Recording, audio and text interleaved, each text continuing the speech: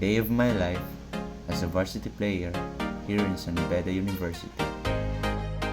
Tukuin muna natin yung mga ginamit natin pang tool para di naman makalat. Pagkatapos natin magtupi, syempre kailangan muna natin magsipilyo para iwas na rin bad breath pag makipag-usap sa mga teammates bago mag-training. Syempre hindi natin maiwasan mag-chikahan muna bago magsimula ang training natin.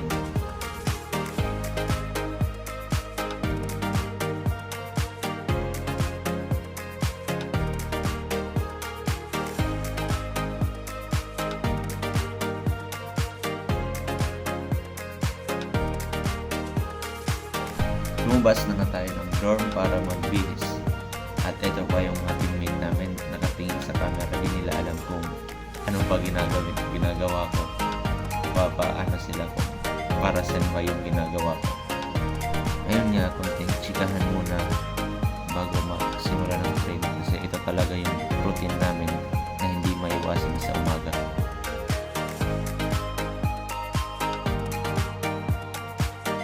Pumasok na nga kami ng field para magsimula ng training. So ito yung ginagawa namin activation. Ginagawa namin ito para ma-activate muna yung mga muscle namin para hindi mabigla sa mga gagawin naming training ngayong araw.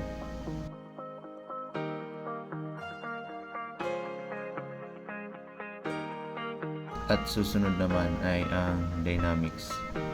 Walk muna sa umpisa para pampagana lang. At ito ay magsisimula na kami.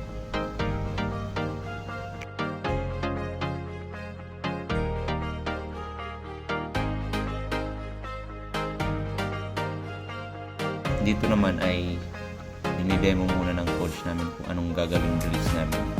So, defending kami ngayong araw dahil sa mga nakaraang games namin ay kami nagkulang. Ito na nga yung pinapagawa ng coach namin.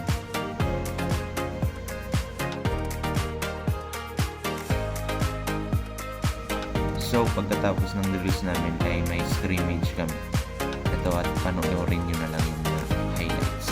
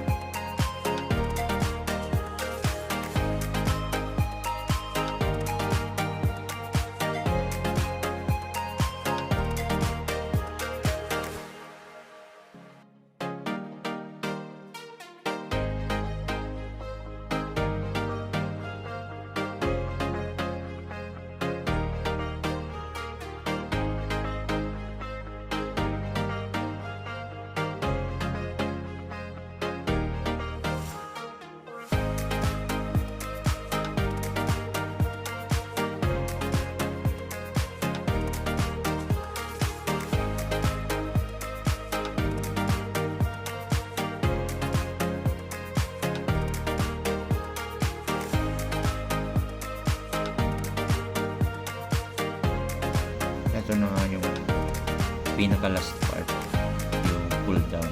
Ito talaga yung pinaka-importante sa lahat pagkatapos ng training para iwas naman sa katawan pagkatapos ng training natin. Iwas din injury para din ma-relax yung mga muscle natin.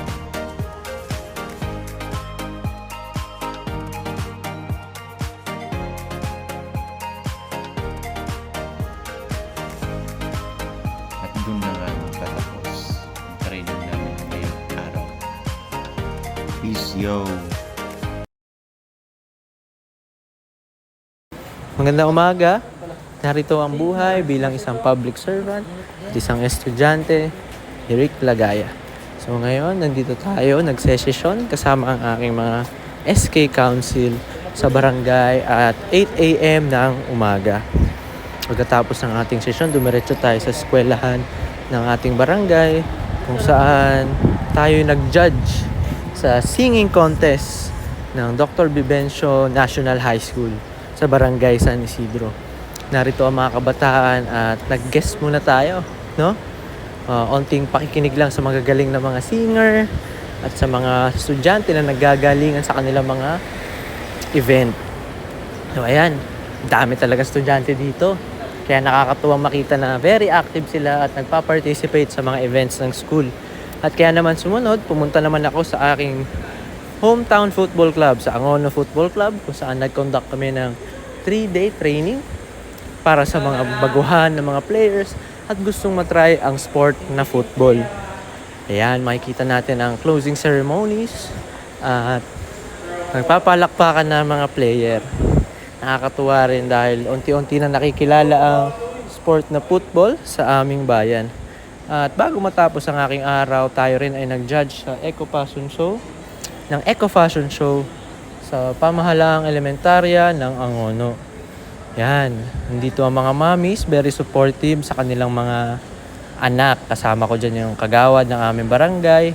At dito nagtatapos ang aking araw bilang public servant sa aming barangay. Maraming salamat.